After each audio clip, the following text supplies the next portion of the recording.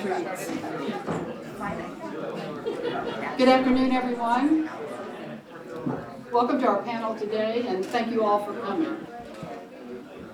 My name is Susan Meisenhelder, and I'm Professor Emeritus at Cal State San Bernardino and a former president of the California, and proud former president of the California Faculty Association, and I'll be the moderator for today's panel. Our topic today is equity in California public higher education, and we're hoping this afternoon to look at it in the light of where California used to be in terms of equity and where we are now. And we especially want to look at the future of equity in public higher education in our state. I'm very excited to be here to discuss this topic. It's certainly an issue that's been dear to my heart for all of my years as a CSU professor since 1980, and as a member of the California Faculty Association for nearly as many years. And I know it's an issue that's important to all of you. I think we'd all agree that the conversation that we're having today is taking place at a pretty extraordinary moment in our country for many reasons. Certainly issues of equity, diversity, and opportunity are being debated with, let's just say, a vigor that we haven't seen in a long time. It's also extraordinary that here in California, along with many others around the country, we're having serious discussions about finding pathways to free public higher education as the best answer to providing real equity in educational opportunity for all, regardless of their background. Just a short while ago, and I know this from walking the halls of this building many times, that ideal was considered a pipe dream. But today we have San Francisco and we have New York providing models of how that can actually be done. The study that prompted this forum is entitled Equity Interrupted: How California is Cheating Its Future. You should have a copy of that report on your seats, and it's available for download on the California Faculty Association website. Unfortunately, that study shows that at least in the case of the California State University over the last 30 years, we've actually been going in the opposite direction of expanding equity in higher education if you look at key measures such as funding and affordability. We did this research because in our guts we knew that students over the years were continuing to pay more and in many ways get less. And we knew that this was happening at the same time that the face of the student body was changing enormously in terms of demographics. But I think even those of us who were around to live that history were stunned at the magnitude of the findings that we came up with when we actually looked at the data over 30 years. Just a few quick facts to give you a sense of what we found. And I'm happy to say that at least in California, I think facts still matter, so that's a good thing. The demographic, we knew, we could see that students were changing, but the magnitude of the change was, I think, bigger than many of us suspected. In 1985, and I remember those days pretty well, more than 60% of CSU students were white. By 2015, that equation had flipped, actually more than flipped, so that roughly 3 out of 4 CSU students in 2015 identified themselves with groups other than white.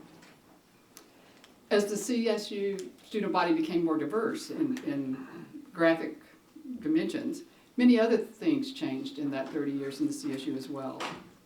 One big one was state funding.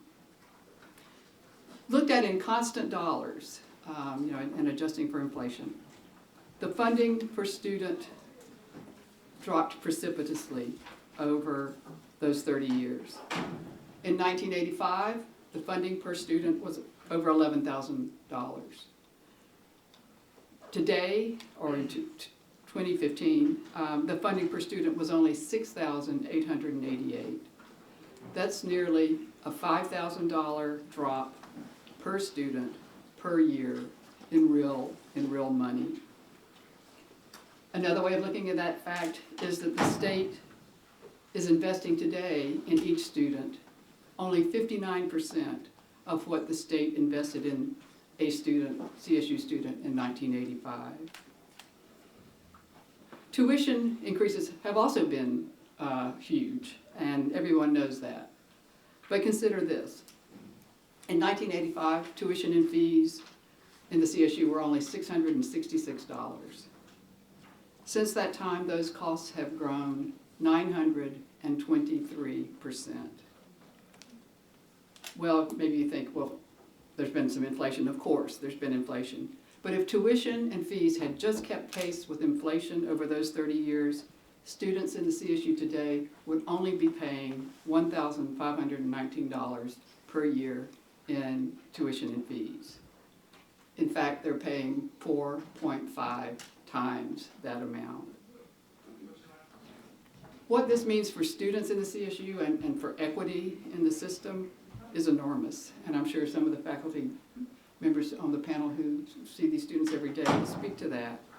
But just to give one example in terms of work, and I think Alma's going to actually talk about this. To pay tuition today, you would have to work vastly more than you would have had to pay to pay your tuition in 1985. And that fact alone, rising tuition, goes a long ways towards explaining why students have to work so much. It just takes a lot of minimum wage work to pay tuition these days. So it's no wonder that students are struggling in so many ways. For us, the warning signs are scary. If we stay on this track, we will not have the college-educated people that many research groups are telling us we're going to need to make the economy succeed. Equally important, we won't have the educated population that it takes to have a system of government. I think that in this room we would like to see our state and our country have. And also critically important, if we stay on this track, we'll be saying no to making equity the linchpin of California higher education. In the California Faculty Association, we don't believe Californians want to go there. And we hope today's conversation will be one of many that are focused on helping us chart a new direction for equity in higher education in California. To further that discussion, CFA is honored today to have an outstanding group of panelists join us to address this topic. Each of them will take a few minutes to provide some remarks. Then we will discuss some issues amongst the panelists and of course with you the audience. So let me begin by introducing the speakers. Our first speaker is Assembly Member Phil Ting, who is chairman of the Assembly Budget Committee and longtime advocate of public higher education.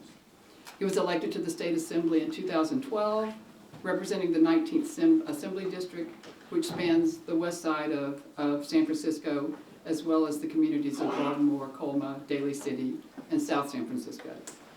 He's a leading voice in fighting for education reform and investment, harnessing technology for a cleaner economy and more open government, and equal rights for all Californians.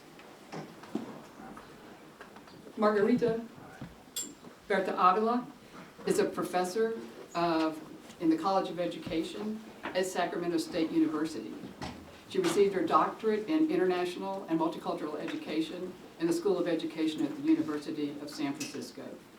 She majored as an undergraduate in Chicano Studies at UC Davis and pursued a master's degree in education and a teaching credential at Claremont Graduate University. Dr. Berta Avila pursues her scholarly work within the areas of bilingual education, English language learners, critical pedagogy, multicultural social justice education, Chicana educators in the field, qualitative research, and language usage.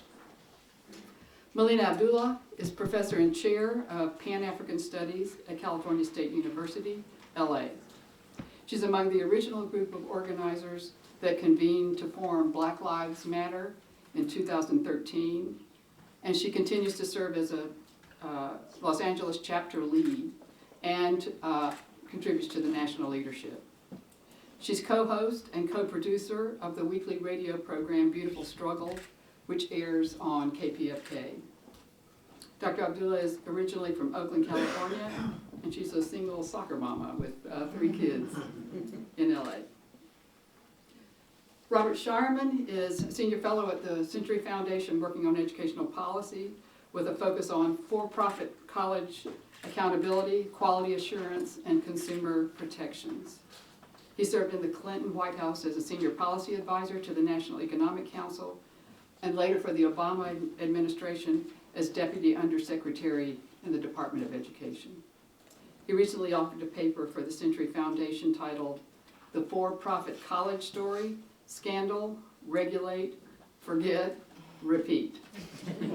He holds a bachelor's degree in economics from UC Berkeley, a master's in education from Harvard, and a master's in public administration from the University of San Francisco. Alma Hernandez is executive director of SEIU International here in California. Her life path is truly a story of the American dream. Her parents immigrated to California from Mexico in search of a better future for themselves and their family, and they worked in the fields in Central California before finding other work in the Central Valley's agricultural sector. Ms. Hernandez attended schools in Keys, California, and her mother pushed her to study hard. She did, and went on to graduate from UC Berkeley with honors and the political and organizing skills that were sharpened through her leadership of MECHA. Assemblymember Jose Medina has served the 61st Assembly District since his election in 2012 and currently chairs the Assembly Committee on Higher Education. Medina's eagerness to assist students beyond the classroom motivated him to pursue public office. He brings to the legislature a lifetime of experience in education, from his many years as a teacher to serving as a member of the Riverside City Teachers Association and a representative to the State Council of the California Teachers Association. Mr. Medina graduated from the University of California, Riverside with a bachelor's degree in Latin American Studies and a master's degree in history. So it's a great panel, and thank you all for being here. Assemblymember Ting, if you would like to begin, we'd appreciate it. Great, thank you, Susan. Well, first of all, let me just thank CFA and their wonderful leadership for really convening this very, very important discussion. The reason that we actually don't pay tuition and we pay fees is because it's actually illegal to charge tuition in California. Most people probably don't even realize that. And yet we have gotten so far away from that guarantee of free public higher education that we have forgotten what it even looks like. We earlier this year had that very debate in San Francisco. We were told that it was impossible to offer free city college. We were told that voters wouldn't support it. We were told that free higher education was a dream of the past. And what we did is, with the public, with the voters, we passed a tax to ensure that we could offer free city college for our residents in San Francisco. And I believe, long term, we have to revisit that same absolute vision for what we can do to have access to higher education open again. I would love to be able to say that we could do free higher education again tomorrow. I don't think we can. But what we are doing, at least immediately, is to look at ways that we can have debt-free college in the short term, and I think what we need to do is figure out how we can have free college in the long term. Because without that dream, without that access, we wouldn't have the economy that we have here in California. I know most of us as panelists, for those of us who had the benefit of going to school here in California, wouldn't be up here before you. I'm a product of California public schools from kindergarten all the way to college. And if it wasn't for those public schools, it wasn't for that public higher education, I wouldn't be here today. What we've done, unfortunately, is also gotten away on how we pay for it. We have a long list of hopes and dreams, not just in education, whether it's healthcare, social services, housing, transportation, the list goes on and on and on. And these are all incredibly worthy impacts. But I would be remiss if I didn't bring forward to this very intelligent audience that you can't just spend money, you have to be able to bring money in. And on that side of the equation, in government, it's a thing called taxes. And we've gone so far away to talk about taxes and the benefits of taxes and what taxes pay for. Everybody loves what taxes pay for. They like the parks, they like the schools, they like the roads, they like the hospitals. Somehow no one likes paying taxes. And I think it's so important that we as folks that care not just about California short term, but California long term, and our key institutions around, in particular, higher education, that if we don't have that conversation about Prop 13, about sales taxes, about tax reform, that we are short shrifting not just our institutions today, but really ultimately in the long run. I would love to be able to say, hey, let's go cut this multi-billion-dollar check tomorrow. But the way we did it in San Francisco is we convinced our voters to step up. And they did. And I fully believe that if we engage Californians, if we tell them what's important, if we tell them how things are important and what the taxes will actually pay for, I believe that they will step up to the plate. I still believe this state is aspirational. I still believe people care about the future, they care about their kids, they care about their grandkids, and I think they want to make sure that free, accessible higher education isn't just something of the past, but is something of the future. But we just need to tell them how to do it. And I believe fully in this panel, and obviously in the CFA, and be able to articulate that picture, not just for those of us in this room, but really for the entire state. So thank you for having me today. Thank you very much.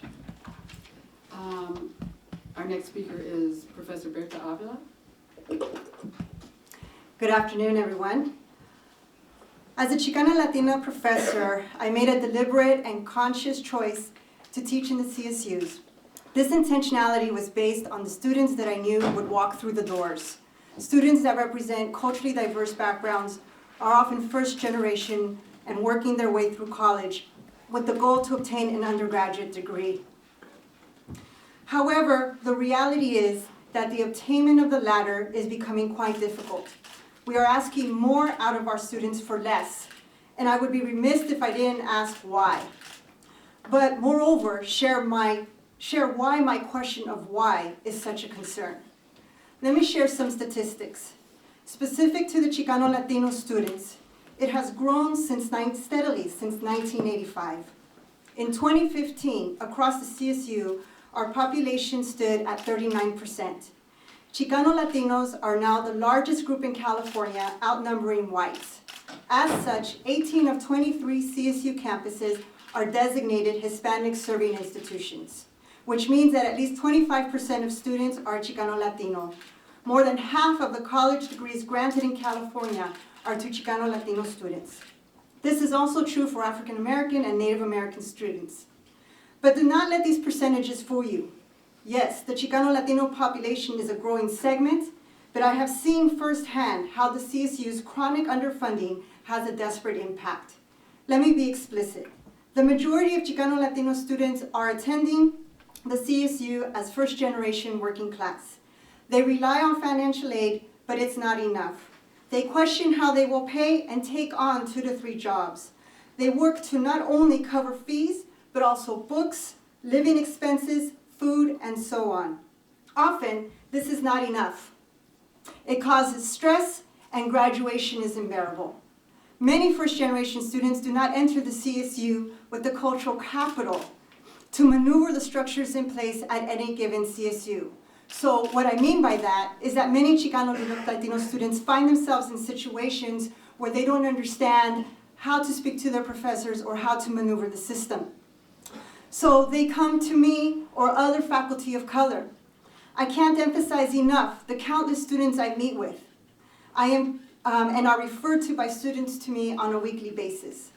They seek first and foremost somebody to check in with on a personal level. Why personal? Because they often have no notion of what to expect. Parents, to the contrast, might not have the same experiences as going to college. And there's little trust in the system. As such, they look to me to teach them how to advocate for themselves regarding their academics, classes, and meetings with professors. For many, this is on top of the family responsibilities they carry, especially in the context of cultural mediator, in which they are helping parents and family members, especially around the future education of younger brothers and sisters. Lastly, across our campuses, we have the plight of our dreamers, undocumented students, which brings so many other layers on top of those I just shared. These experiences are personal, but they are not unique across the CSU. What I find most disturbing when I circle back to my question as to why, the answer is clear, and as our report states, we are not investing as we did 30 years ago. As the demographics changed, the face of the CSU, public funding has gone in the opposite direction. I find it interesting and a bit ironic because 30 years ago we didn't have ethnic studies or women's studies. 30 years ago I was unlikely to have been a faculty. There was more classes available, cost was lower, anyone who could be eligible went. There were no 30,000 students at the door trying to get in. In the past 30 years, I believe we have seen a continuous divestment from government investing in its people. Yes, the people look different, but why sabotage a growing asset, a demonstrated economic multiplier for California? From social services to public transportation, we move away from servicing the public, we've moved toward pay to play and increasing the number of hurdles. Why such an emphasis? That is unfortunate, and we cannot let it stand. Chicano Latino students and all of today's students deserve the same educational resources and support we gave students in the past. If decisions are made to not do so, it says to me the following. These student experiences I have described is human collateral embedded in institutionalized racism, masking itself in the myth of meritocracy. Thank you. Thank you, Professor Verde. Professor Abdullah. So thank you for being interested in this.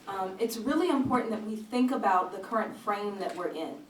We think about the so-called vision that's coming out of places like Washington, D.C., and what it requires of us, the counter visions that we're challenged to develop, right? And so I think Assemblymember Ting, when he was talking about the possibility of free higher education for all, is something that we have to be courageous around, right? We have to think about what it means when we are divesting from a system that really propels especially people of color and working class folks to a more stable life.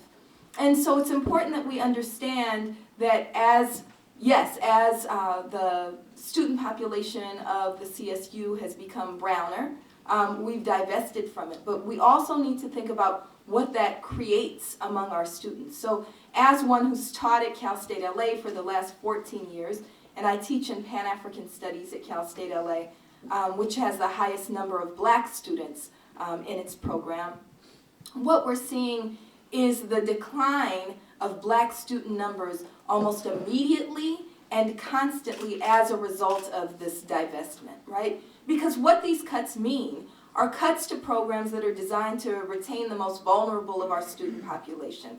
Cuts to programs like EOP, TRIO programs, housing, cuts to ethnic studies, cuts to the things that really create an environment where black students can thrive. And it's important that we understand this in the context of black students, but we also need to understand it that black students really are the miner's canary, right? So what black students experience will eventually be experienced by all students. So as black student populations decline, we also see an unsustainability among Latino students, among poor students. And so we have an opportunity right now. This report that you have your hands on is called Equity Interrupted. It doesn't mean that we have to accept it. It doesn't mean that we have to allow the interruption to stand. It means that we are faced with a political choice.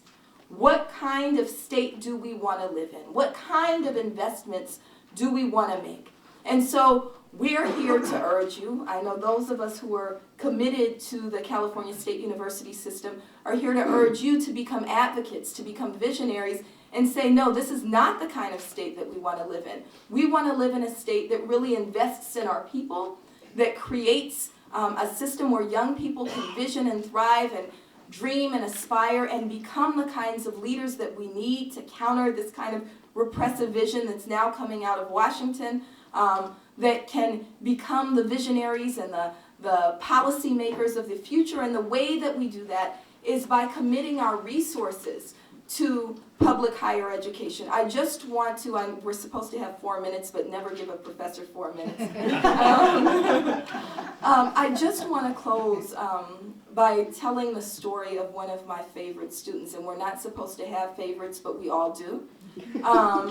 And so one of my children, Antoinette Sadler, is a transfer student. She's 26 years old. She transferred in from the community college system, and she is brilliant. She's a straight A student. She has passion. She's been leading a lot of the student organizing against the deportations and against the Muslim ban. She's a Pan-African Studies major. We stole her from sociology. And she's a natural-born leader. She was on the stage with me at the Women's March last month. The day after the Women's March, she's originally from Vallejo, California. The day after, her brother was killed by Vallejo police.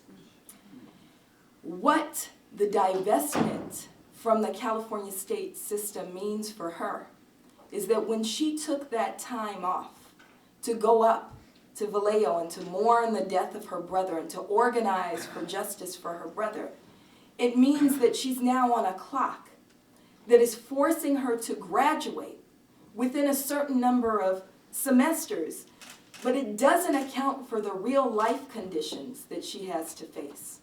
And so we have to think about students like Antoinette, who are brilliant and beautiful and powerful and who can change the kind of country that we live in, and say that she is worth the investment. So we ask you to have the political will, to have the courage to vision a free, quality, accessible system of higher education that recognizes and empowers the most vulnerable students. Thank you. Mr. Sharman? Thank you. Well, since I tend to work more at the national level than the state level, I think a lot about how to talk about issues of education in the current environment. And I think one of the benefits that we have of education as an issue is that it is nonpartisan, and we all, from the left to the right, think about education, and especially higher education, as a route to upward mobility, a way that we can be an equal kind of society where anyone who works hard can achieve, can join the middle class, can be an elected official, can be a business leader. Unfortunately, the data don't bear out that idea of upward mobility. In fact, a student from a young high school graduate from a family in the top quarter of income in the country is 4 times more likely to have a college degree 10 years out of high school than someone from the bottom quarter. So higher education is actually serving to increase inequities in society rather than reducing inequities in society. And we need to get that message out more. Improving our access and success in higher education does require more money. But I think it's useful to think about not just amounts of money, but also to tell the stories. We've begun to hear some of them from Professor Avila and Professor Abdullah about why it takes money to do a good job in higher education. So much of the analytical studies that get done taking just a a degree and attaching some formula to it miss the underlying quality issues that go into producing a good degree, someone who has been able to enter higher education, find their passion. A lot of that comes from being able to set aside other life concerns, not having to be in a position to be worrying about where they're going to get something to eat, whether the family that they left has the resources that they need to continue every day, and then to be able to interact with faculty members who are there, who aren't driving around from campus to campus with adjunct jobs, but who they know are in the office, and they can go and have that conversation about, I'm having difficulty in this class, or I'm having this difficulty in life that makes it hard to succeed in class. Our well-resourced colleges have the trained resource offices and people who are able to help students get through. That's what quality is about in higher education. I know a recent Latina graduate recently who in her 4th year, she was at a Cal State campus, in the middle of her 4th year, a faculty member, which she was fortunate, she got to know some faculty members, and the faculty member suggested to her that maybe she shouldn't actually finish that year. And I thought, at first I was like, oh, here's the terrible example of how Cal State is undermining its own graduation rate by having this student not finish when she probably could have in that final semester. But I now look back, it's been 4 or 5 years, and realize that it was that 5th year that somehow that faculty member knew that she would click in that 5th year, that it took a little bit of extra time. She came here when she was 13, so English was an issue, but it took a little bit of extra time. But that transformation that you want to see from someone going into college, it took that, and it took that personal connection from that faculty member to know that this was something that this young woman needed. When cuts happen in higher education, the efficiency that is gained by having more students in a class, having faculty teach more classes, etc., that shows up in a formulaic way as efficiencies. We have more students per faculty member. What we don't see are the declines in quality that result. When faculty members who are hardworking and care just realistically cannot have every student write the paper that they had written before. They shift over to shorter papers, to multiple choice questions, larger classes. It's just the reality of getting through a workday as a committed professor, and it's not in the institution's interest to say, hey, we don't have the quality we used to have. But that is what happens, and we have to be aware of it, and we should try to figure out ways to even gauge it. But that's what happens when we spend less in higher education. And just my final point is, one of the challenges we have is that opinion leaders in the country, almost all of them went to a Stanford or a UCLA or another kind of institution that is spending more per student than it has in the past. But most people in the country go to less selective public institutions like CSU that are spending less than they did in the past. But it's really difficult for opinion leaders to believe that data point because their lived experience is unbelievably well-resourced research universities around the country or small liberal arts colleges. So it's hard for them to believe in the context of increasing tuitions that public colleges could possibly be spending less, even though nationally, it's true in California, it's true nationally as well, that spending per student is down. Thank you very much. Ms. Hernandez? Mr. Medina is gonna share his microphone with me. These are fancy. I'm so much more comfortable with a bullhorn. These formal settings kind of scare me, get me a little freaked out. Can you guys hear me? I'm gonna get a little close here. You know, I don't bite, I promise. Good afternoon, Alma Hernandez with SEIU California. I have the great pleasure of representing over 700,000 workers of all wage earners. We have a majority of low wage earners in our union, but we also represent faculty at CSUs, nurses, and healthcare workers, state and county employees. A lot of who see a good union job as a pathway to a middle class, and that's who I have the honor of representing every day. And when we talk about the pathway to a strong middle class, it used to be that you got an education, you got a good job, and you were in the solidly middle class. We're not seeing that anymore. One of the reasons is college affordability. I think everyone that spoke up here has said all of the different reasons as to why higher education is becoming more inaccessible, but I want to share with you the direct impact that has with our workers, and the real fear that the members that we represent have. And one, how are they going to fund their kids' college education? And two, once they get there, will they get a good education so that they can perform and achieve the American dream? Those are real concerns that our members are struggling with, on top of trying to make a living and making sure that they have dignity on the job. I had a short conversation with an eligibility worker. I'm the mother of two kids. I have a 7-year-old and a 9-year-old.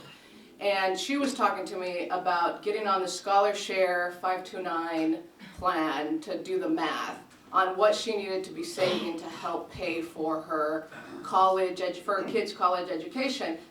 Her kids were slightly older than mine. The ScholarShare application said, which I encourage folks to look at, said in order for her to fund half of her kids' education, she needed to be putting $552 a month away. She said to me, that's what my paycheck is. So you can imagine the fear, and you can imagine the concern, because all we want, I think everyone in this room that is kids, is you want your kids to have a better shot than you. And so when our members are at work fighting for themselves, they're also fighting for their children, to make sure that their children have that pathway to the middle class that we've seen CSUs and the public education system give. I'm a product of higher education. I don't think that there's, like Phil said earlier, there's no other reason that I'm standing here today, that and my parents' work ethic, is the ability that I had to go to an institution of higher learning at an affordable rate. SEIU does not give bad advice. I'm gonna say that again. SEIU does not give bad advice. Here's where voters are at around college affordability. This is recently in the PPIC poll this December, and we've seen this over the years. Time and time again, 57% of voters say affordability is a huge problem in the system of higher education. 67% of voters, this isn't general population, this is voters, say that funding for higher education is inadequate. 67% of voters say that the funding is inadequate. 71% of voters in California say that higher education is important to increase our quality of life. And 61% of them believe that diversity is important in these institutions of higher learning. So, third time, SEIU does not give bad advice. We are telling you where the voters are at. This is where voters are at. There is a political moment that has been in standstill. Our public, our voters are telling us what they see as important. I think Assemblymember Tink brought up a very good point around where does the revenue come from? I actually tease whenever we hear that. That's something, you sound like my husband. My husband's like, well, how are we going to pay for those new windows, Alma? But it's a real question. It's the reality of our world. The state budget reflects the priorities of our state. I think to comment on what was said earlier, our state budget reflects our values. It is going to take political courage and political will, not because the issue of higher education affordability is wrong as we see the poll, but because the funding of it is difficult. And I'll say that SEIU stands in support of an accessible higher education system. We stand in support, our members are just like the voters in California, we stand in support to finding solutions for an affordable and accessible pathway to the middle class by funding higher education more adequately. It is a social contract that we have, and our members stand united, and our members always give me courage. And our members will courageously stand with folks that take these very strong, courageous positions on higher education. Thank you. Thank you, Ms. Hernandez. Assemblymember Medina. So I spent 34 years as a teacher in the classroom, 20 of those years as a high school teacher. So I think the conversation that we've had here this afternoon has been excellent right now. But I had a favorite author, I try to follow his after many years of teaching, and that's Frank McCourt. And Frank McCourt wrote a book called Teacher Man, and it was all about how he got success in his classroom, how he connected with his students, and he did it by telling stories. And the stories that he told connected him and made his students relate to him. So I want to tell a short story about my family's past. I want to tell a short story about my father, who came here in 1948 to pursue higher education. He came to California in 1948 to study civil engineering.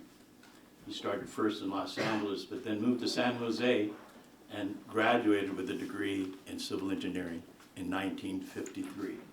This past week, I found his yearbook. I found his yearbook, 1953, the year he graduated from San Jose State with a degree in civil engineering. And I looked through it. And there were not a lot of people like my father at San Jose State in 1953. There were not a lot of folks whose name was Jaime Medina or that looked like him studying engineering at San Jose State in 1953. But I know, because one of the subjects that I taught was history, that the history of this country, if we remember the end of World War II, when soldiers were coming back to this country, the GI Bill. And the GI Bill may not have included everybody. My father was not fortunate enough to benefit from the GI Bill, right, because he had come from Panama. But I know that when my father was at school in those years, soldiers were coming back. And they were afforded an opportunity that many of them had never had. And that was the opportunity of higher education in this country.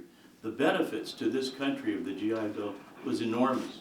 The economic impact, right? The middle class that we talk about, right? The middle class in California was probably the result of the GI Bill. Now we fast forward to today, right? Fast forward to the day. But before that, after my father, my two brothers were able to graduate from Sac State. My mother, after I graduated from college, went back and also graduated from Sac State. But what was available, right? What was available? The support was there, the lower cost was there.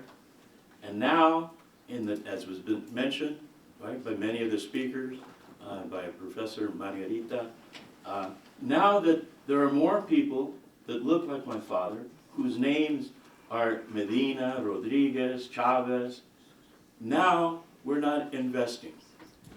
I agree that it makes no sense, and that unless we have the system that we had before, the system that we talked about in 1960 with the master plan, we are letting down our state. Today, I had the honor to introduce H.R. 20 that committed the state of California, the legislature, to defend the dreamers. We all come to this country, we all come to California with the same dream, and that's to do better. We can't do it without higher education, so I very much understand the importance of the dialogue that we're having here, and I hope as we leave here, we can put into place some of the things that we've talked about here today. Thank you very much, Assemblymember Medina. At this point, as I was listening to folks, I had questions that I would like to ask each panelist. Obviously, we don't have, and I'm sure you do too, we'll get to those. But I thought maybe at this point we would ask a question of each panelist based on what they had to say. And I'd like to start with Assemblymember Ting, if I could. You know, you do make some good points about the need to have the tax conversation and the revenue conversation. And you mentioned the idea of, you know, the importance of getting to the voters and having the voters get to their legislators. Do you have thoughts on what pathway might be the most productive? Do you think going to the voters with some sort of initiative would be the best first step, or do you think a legislative route would have a better shot? Thanks for the question, Susan. Well, let me just very quickly, I forgot to do my budget talk and frame numbers for a second, because I think it's important. I'm going to channel Alma's husband for one quick second, which is the state budget's about $123 billion. K through 12 is about $60 billion. This is the general fund, $60 billion. There's also special funds. I'm not going to confuse that. K through 12 is about $60 billion of that. Higher ed is $14 billion. So the education part of the K-12 I think is $50 billion. So the education part of it is basically 50% of the budget. So from a budgetary point of view, in terms of our core values, education is our top priority, and the funding of it is our top priority. What it tells you is that you don't want to go fund CSU at the sacrifice of cutting CalWORKs or CalFresh or Medi-Cal. That's not what we're talking about. The only conclusion is when education is already half the budget, you have to go get more money. And Susan's question is excellent. Do you want to go through the legislature, or do you want to go through the voter? Well, unfortunately, it isn't just that government has divested in higher education. Voters have divested in government. We have never really recovered from the dialogue that President Reagan set up, that government's bad, that we should not fund government, so taxes are bad. And we forgot to make that connection. What we've started to see is, in glimmers of hope, is if we can make that connection to voters. Voters don't have faith that the money that they pay gets to the source that they want. We couldn't pass a fee on parks. It wasn't because people didn't support parks or the fee was too large. I think it was $20 or $10. It was that all the aftermath was they didn't believe that $20 would actually get to the parks. So we have to be able to convince voters two things. That one, that we need the money. I think we can make a very strong case that we do. But that two, more important, that if they give us money, it actually will get to CSU or will get to UC, will get into the classrooms. And that's where they have lost faith. But I think that we absolutely have to make that case to the voters. We've been able to be successful in passing two propositions in the last few years for income taxes and sales taxes, which have brought us huge amounts of revenue, over $7 billion in revenue, very, very key. But it's because we made that argument, and I think voters finally understood that that money was going to go to the classrooms, going to go fix the roads, actually going to keep their community centers open, their libraries open. They really understood the significance and were feeling the pain. So I think it's important for all of us, again, that we all know nothing in life is really free. It's an investment. Higher education is not something that we're doing because we're trying to give somebody free something. It's an investment in our future, it's an investment in our state, and it's an investment in our economy. But that investment takes money, and it's a collective investment, and I think that we have to make the case collectively on why it's so important for all of us to give a little, right? We'll have to give a little, but we'll have to give a little so that we can make sure that we protect our future. Thank you very much. Margarita, you talked a lot about your interaction with students and the role that faculty play in helping students win their way through the system. I was wondering if you could say a little bit about what would increased funding for the CSU mean for your students? How would their experience be different? Well, I think that's a great question. One of the major problems that we see at Sacramento State are lack of opportunity for students to obtain classes. I mean, that's, I think, at the forefront for many of the students. And so being able to have more funding into the CSU would allow that. And then in that context, students wouldn't have to wait an extra semester. I just received an email just last night from a student, and I met with him last week. I said, okay, you need to go talk to your counselor to make sure that you're on track. Go every semester and see what your counselor tells you as far as where you're at.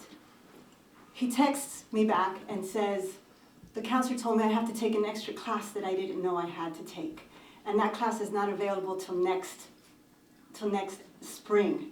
So he's already in spring, he can't take it in the fall because they don't offer it in the fall. And because the department, for resources and other reasons, won't offer in the fall, now he has to take it in the spring. So now he's prolonging his graduation semester. And on top of that, he's going to have to pay more fees for that, and then figure out how will I get financial aid? Because in order to get financial aid, he needs to have a certain amount of units as well. So the investment is one that's critical for the students so that they can get those classes, those resources, and be able, to the best of their abilities, graduate at a rate that won't put them in debt that they're paying for the rest of their lives. Can I share one more point? Absolutely. The other, with respect to classes, that means we need faculty. And we need faculty who also have a relationship with them and can understand the background and the experiences that many of our students are coming from. And so those are the faculty then who teach those classes that then can be a support system for the students, and then be able to have other structures, other programs in play that can then also support the professors in supporting the students that are in front of them. Thank you. Interesting point. The CFA report actually talks about what happened to faculty positions over those 30 years of disinvestment in the CSU, and as students increased by 150,000, we actually lost permanent faculty positions. So that students are having trouble finding people to talk to is not the fact that they're not looking, there's just nobody to find. Thank you very much. Melina, it's hard to imagine, I think, for a faculty member what it would be like if students didn't have to pay tuition, but can you, for a little bit, just say how you think it might change some of your students' lives if the CSU were free? Right. So before I get to that, I hope I can just hit a couple of things. I'm sorry the assembly member walked out, but I think it's important that as we talk about how to pay for the windows, right, that we think about sources, right, that when we talk about taxing, we've been talking a lot about taxing individuals and working people, but we also have to think about making corporations pay their fair share, right? And so a tax base doesn't just come from working families, it also comes from corporations that benefit from having an educated citizenry in the state of California. So I wanted to lift that up. So I'll answer your question in two parts. First, what these cuts look like.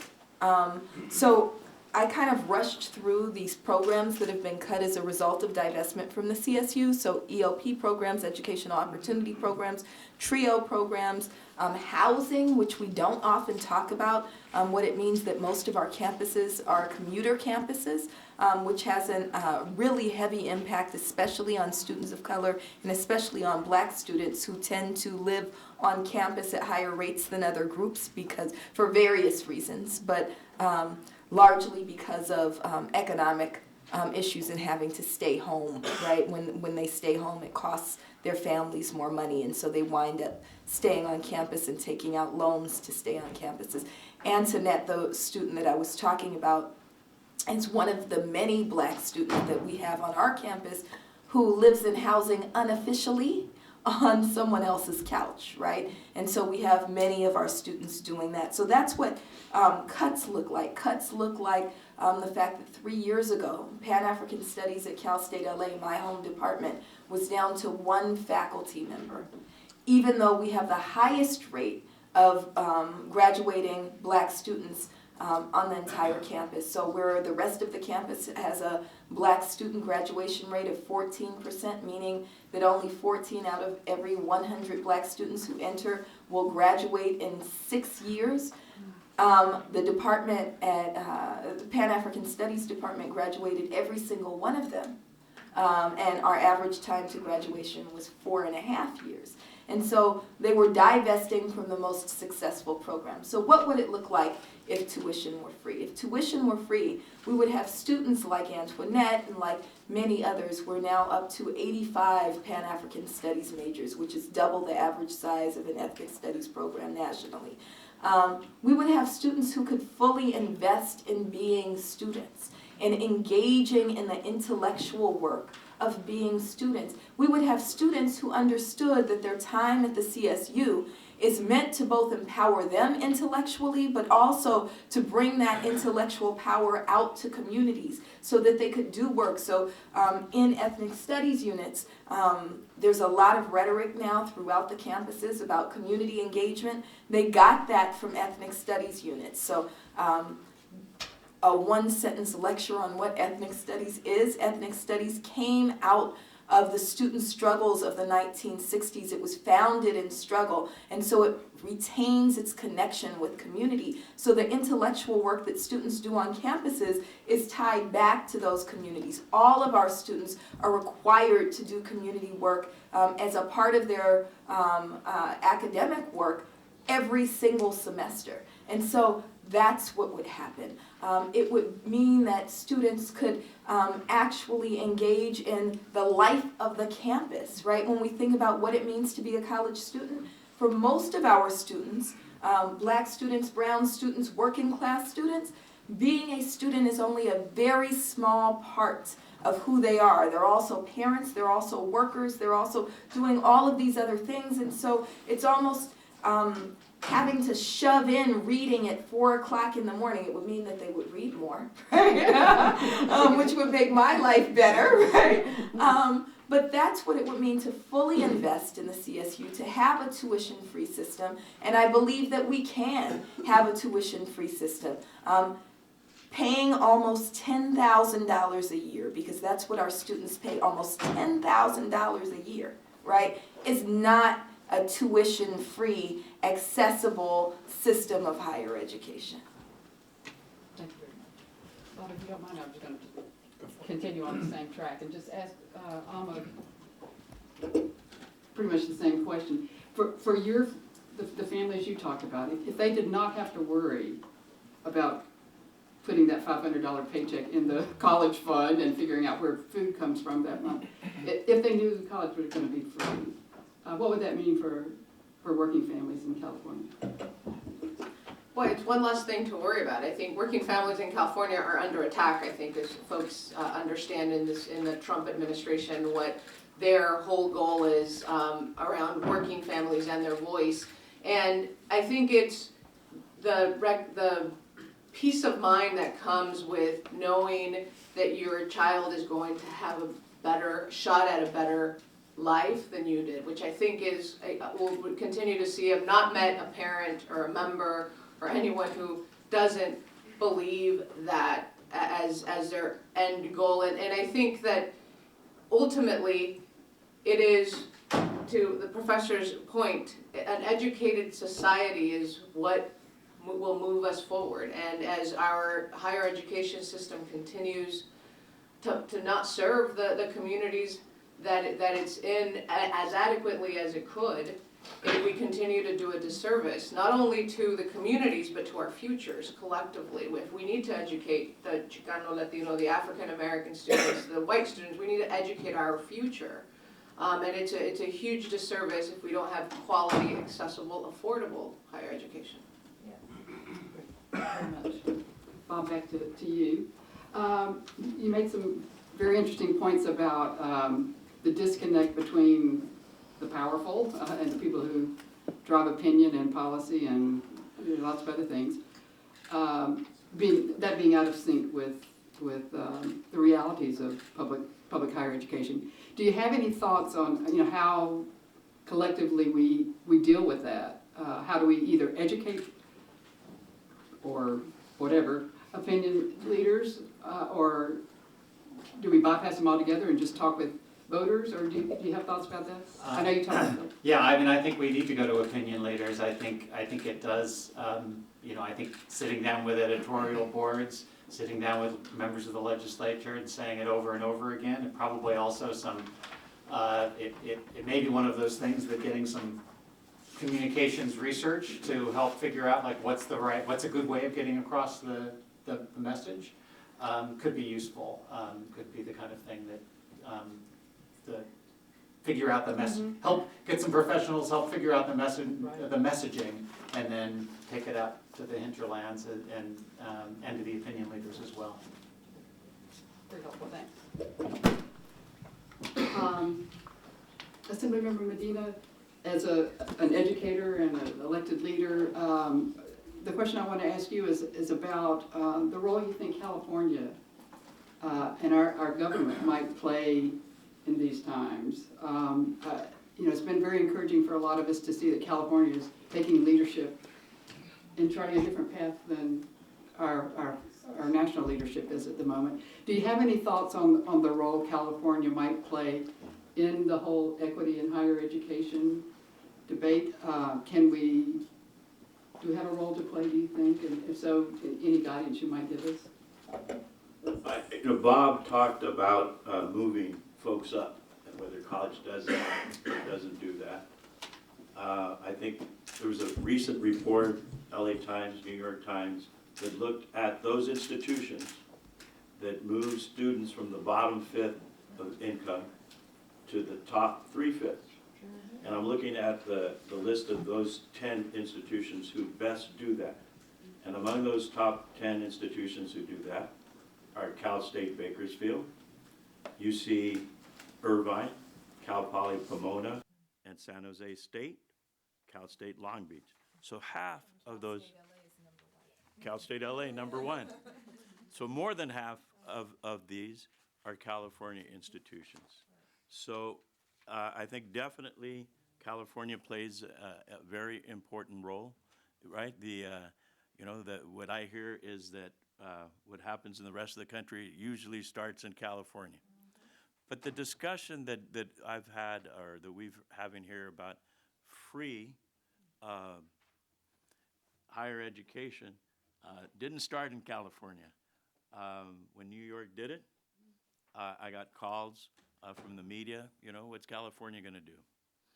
But I do remember Dr. Jill Biden coming to California, I think maybe over the summer. And she was, discussing the same idea that President then Barack Obama had talked about, at least free community college.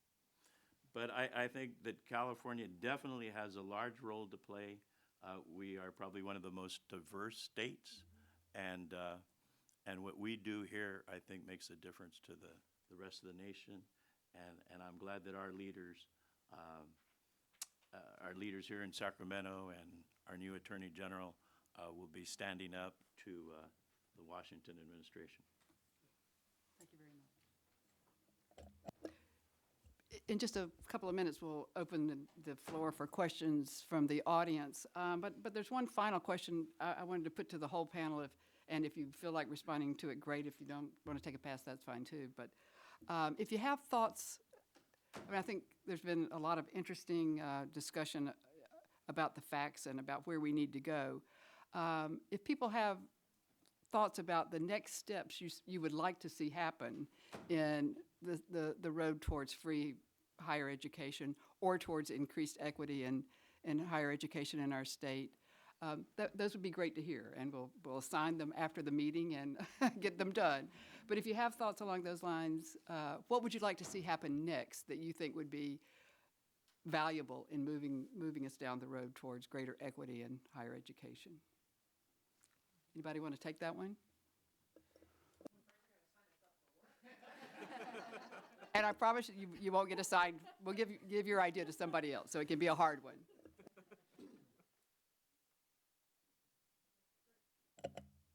The two things that I hear about, right, in higher education are accessibility, affordability, and three things, right? Accessibility, affordability, and quality. Yeah. Three things that we've talked about here this afternoon. And certainly we need all three, right? We can't have quality without investment, right? We're not going to have, right? We're not going to have accessibility if it's not affordable. You know, it won't be accessible. So those are the challenges, but I think we probably know the challenges. I will throw into the mix some bill ideas that have been introduced this legislative year. Some looking at the idea of free college. Assemblymember Miguel Santiago has introduced Assembly Bill 19. Assemblymember Santiago comes from Los Angeles, working with the Los Angeles Community College District. Have a plan, you know, how to make community college different from the San Francisco model that Assemblymember Ting told us about. I know that all of you know of Assemblywoman Quirk Silva's bill to freeze fees at the CSU, right? That's Assembly Bill 393. I've reintroduced an idea that I had of expanding Cal Grants C, that's Assembly Bill 1563. So if nothing else, this in my 4 years here has been a change in the conversation. In my 4 years here, I did not hear the conversation that we are having now among all of my colleagues. And I think that the new Assembly members, to speak about my house, who are here, folks like Monique Limon from Santa Barbara, bring with them a passion for higher education. And so the conversations are changing, and I hope that we will see some results from the conversations that we're having. Anyone else? Yeah. Melina? We've been talking about, so I think I've been pretty clear that I think that higher education should be free, accessible, and quality, right? I think that we can make those investments. I think that we can also think about how we make our priorities part of our spending, right? That we spend according to our priorities. I think that's the language that you used. And one of the things that I think has come to light over the last couple of years is the overinvestment in the system of mass incarceration in this state, right? So spending on prisons, right, is something that we're beginning to interrogate, right? As we divest from mass criminalization and mass incarceration, which also affects the same populations that are being not given resources in the CSU, right? We can take those resources and invest them in the CSU. So I'd like to encourage our policymakers, I'd like to encourage our legislators to think about that, to think about prioritizing what actually works. I want us to actually reimagine what public safety looks like and make higher education and education more broadly part of our public safety system. We know that when students do well in school, when students receive higher education, they actually become part of what makes our community safe. And so I'd like to see that happen. Yeah, I think I'd be remiss to not say that we have to, the part of the next steps is we do have to have a commitment to have a conversation around funding and revenue and new revenue sources. Assemblymember Ting has said it, and I tease him all the time because I tell him, you, like I said earlier, you sound like my husband. If we have all these asks, then he's like, where's the money going to come from?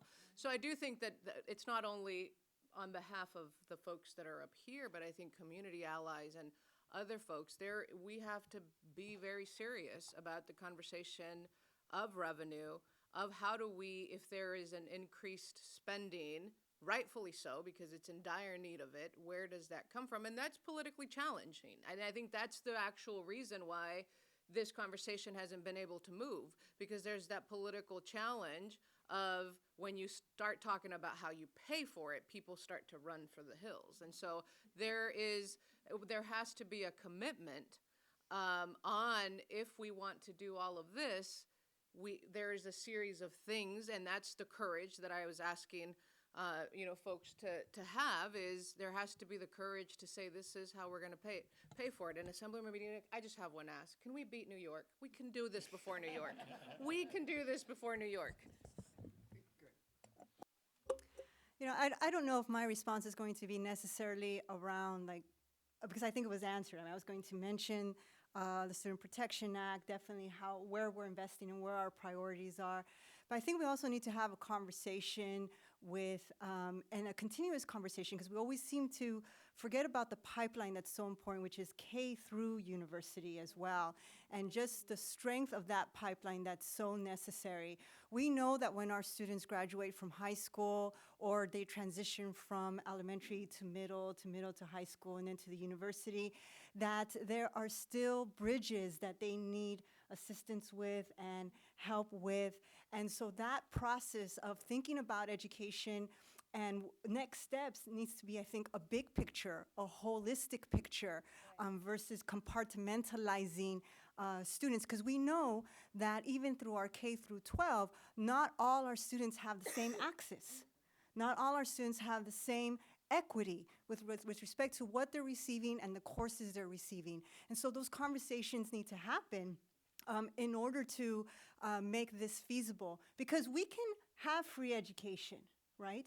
But, and we can bring our students in, but if they're not retained and then graduate, then that reinvestment does not occur. And so I think we need to think about it in a two-pronged process of not only how is this funded and what do we need to be thinking about, and alternatives versus, like my colleague was sharing, keep putting it on the working class, right?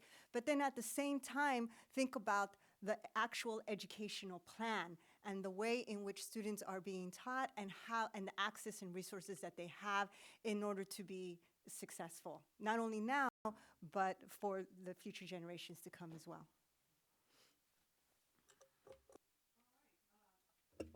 At this point, thank you panelists for some great answers to great comments. But at this point, let's open it up to the audience. And if there are people in the audience who would like to ask questions, it looks like, are we asking them to use the mic, or can they just stand up? I can talk loud. Okay. Yeah. Okay, so we've been talking a lot about quality of education. I think I'd like to focus on that. I'd like to ask the panel, and thank you for having me, by the way, the role of the legislature, faculty, and administration in protecting students' rights and ensuring access to quality education, specifically a non-distraction learning conducive environment, the library. We talk about the budget, cuts get made, and one of the first things to go is the library. And I believe the library is the central organ of our higher education institutions. Everyone filters through it. And when those budget cuts get made, when the libraries get cut, or student learning center, it disproportionately affects people of color, working class students, people with disabilities, with learning disorders that require more time being spent in these non-distraction learning conducive environments. So I'd just like to know the role that faculty, administration, and legislature can play a part in that, in protecting those rights. So thank you for bringing that up. One of the things that we saw when cuts were the heaviest in recent years is the cutting back of library hours. And we know, just like you're pointing out, that our students who are working class students and struggling the most heavily, oftentimes that's the only access to computers that they have. It's the only way that they have for accessing their readings. Books are expensive, right? And so they get them at the library, and they're often placed on hold in such a way that they can't take them home. So you're absolutely right. We need to make sure that as we think about investing in the CSU, that we understand that it also means investment in the libraries. We also have seen a cut in journal subscriptions by libraries. And so investing fully in the CSU means making accessible all of the journal articles that students need to be able to do appropriate research, and so on. Just wanted to add, another place you might look for strategies might be accreditors. So the accrediting agencies look at quality questions, including things like access to libraries, access to assistance, and so making sure that the Western accreditor is looking into that. This is also strikes me as something that is amenable to quick studies of what are the hours of libraries at Stanford versus San Jose State or 24 something like hours. that. They have Exactly. 24 hours. And it's the kind of thing that then is useful in educating the public, in taking to editorial boards and helping to educate people about what it takes to have a quality education. Because I think you make a really good point. I mentioned I was a teacher, so I like libraries. And I'm going to mention a couple of them. Butler Library at Columbia University. I got to spend about 6 weeks there in Butler Library. Robert Frost Library at Amherst College. I spent another 6 weeks there as a teacher. And then the last one, Love Library at San Diego State University. Spent 3 good summers at each of those. And the libraries are central to the mission of higher education. But we are already seeing, I'm hearing from my own campus locally, and I represent Riverside, that they're struggling, unimaginable to me, with keeping up with books in the library in the fields that we teach. And we cannot have quality education if the students don't have access to books. Or what is the maintenance of the library? What is the maintenance of the physical structure, both inside and outside? So I think you raise a great point and something that we should be aware of. I just make a quick comment to build on what my colleagues have shared. I used to teach as well. We were sharing that earlier. And when I entered the field, well, it was very political. It was, I liked kids, but it was really to create social change. So for me, it was very important to always be organizing and dialoguing with the parents, because the parents are the soul of the community and the schools in which you're at.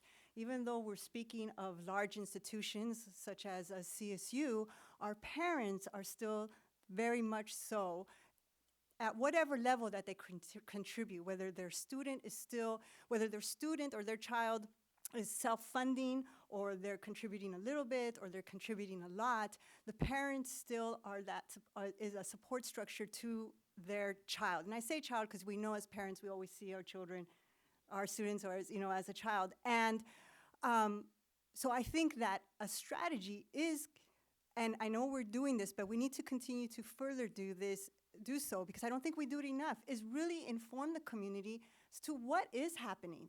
Having community meetings, having community outlets in which parents really and community realize, what do you mean you're telling me that you don't have access to your library? What do you mean that you're telling me that you don't have access to the books that you need to your classes? What do you mean that you're telling me that they won't let you study on the 4th floor? Sometimes they even close down the floors, right?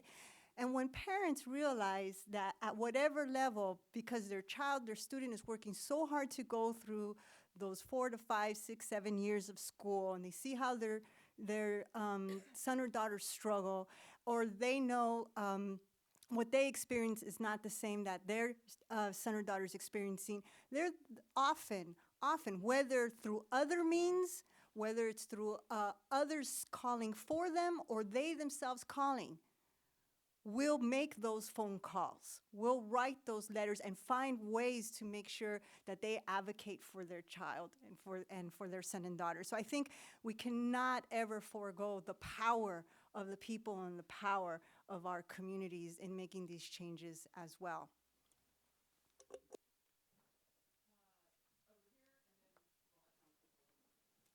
Hi, can everybody hear me? Yeah. My name is Jared Jeruso. I represent the California State Student Association. I'd like to thank the panel as well as CFA for having such a great conversation about affordability and how it impacts students. We hear the stories of our students really struggling with food insecurity, housing insecurity. These are really new and big challenges for our students. We also see that the rate of debt that our students are graduating with is higher now than it has ever been before.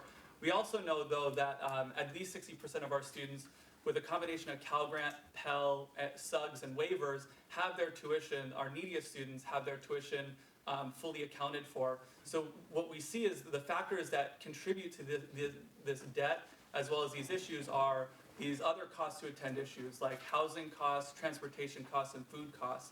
So while it's amazing to hear this conversation about free education and free tuition, I'm curious to know how these other issues get taken into account for, given that we know that they're some of the major contributors to the issues our students are currently facing.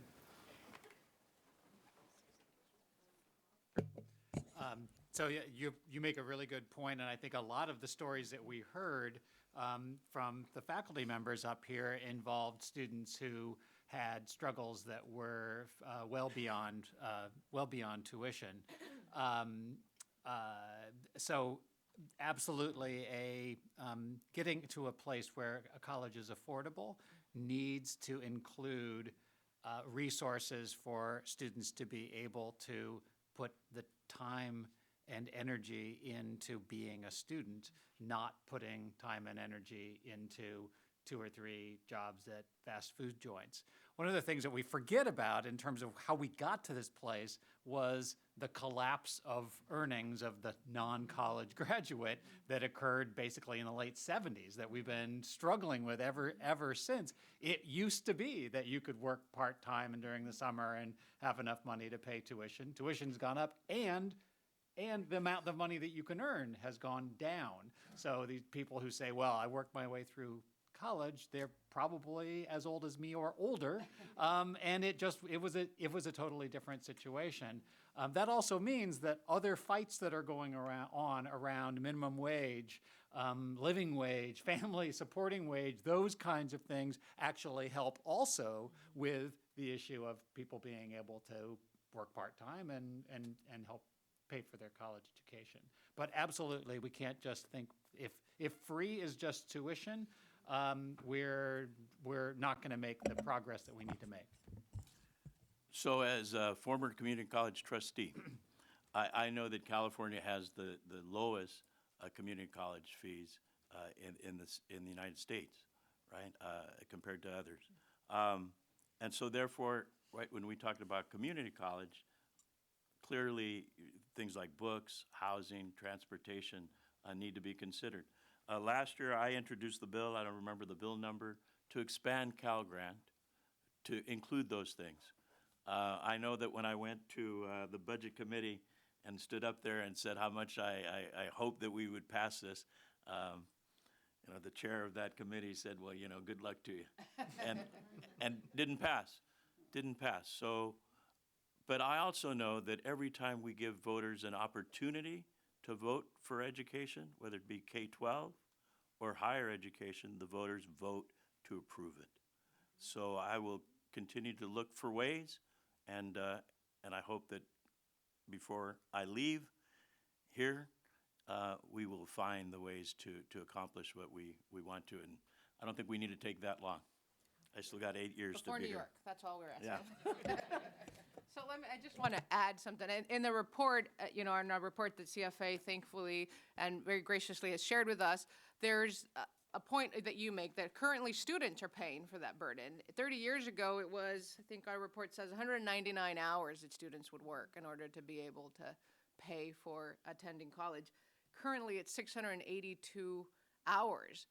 A minimum wage that folks have to work. There is wages are stagnant. I mean, there's a lot of economic issues that are following the students, but students right now are bearing the brunt of that, as you have said to us. And I think for SEIU in particular, it's not just the student. I mean, and this is our view of our members. It's our view when when we talk about when our classified staff is in the K through 12 system. A student doesn't just go to school. A student needs everything around them to survive. It needs health care, needs to be able to pay the rent, needs, it's a holistic approach. And you're absolutely right. It's part of the conversation. I think indirectly we all say it, because right now what we all, at least for us we believe at SEIU, and our members say it all the time, is that currently the students are bearing the brunt, and students need time to be students. I just wanted to add one thing, and I want to use some of the vocabulary that I learned when I was at UC Riverside, that it seems like we've had a paradigm shift in higher education. Where I still remember my vocabulary. But we've shifted from the conversation that higher education is a social good to thinking that it's only an individual enhancement, or that students are only there to improve their own economic situation. And we forget that. And that shift has shifted the discussion, right? So we need to get back to realizing what the social benefit of higher education is to the state, to the nation. I just want to speak directly to your point about the use of grants, and that those who qualify for Pell Grants, Cal Grants, basically have their tuition covered through grants. Well, if there were no tuition, those grants could be used for housing and books and food and those other costs. And so that's why we're advocating for a free higher education, essentially free, right? At least tuition free, because when we do that, then those grants can allow students to pay for the other costs that come with being educated. Does that make sense? Sure. Okay. Thank you so much for the responses there. It's almost the time they told us we needed to be thrown out of here. So I'm wondering if the speaker or the person who had one question, would you be willing to talk about it individually with panelists afterwards? I know I said I'd call on you, but I hope that's okay, because otherwise I think they'll come in and haul us out. But I wanted to say thanks to the panelists for a very inspirational set of remarks and conversation. I'd now like to recognize the president of CFA, Jen Egan, to make the closing remarks. Well, I just want to thank our panelists. I thought you all were brilliant. It was a little hard for me not to want to cheer and fist pump while you were talking, but I was trying to be dignified. I thought you all were brilliant, and I thank you so much for the conversation. And I want to encourage everyone in the room to please stay tuned. This issue was a nice conversation, but that's not at all the end. This is just the beginning of this conversation about how to really restore quality, accessible, affordable higher education in California. I know that that is a primary goal of the California Faculty Association. We'll be working on this issue. We have amazing student activists and faculty activists on all of our 23 campuses who are going to be working towards this issue, both in the legislature, in communities, and we're going to keep this conversation going and turn it into more than a conversation. So I thank you all for joining us, and thank you so much for your interest in this issue.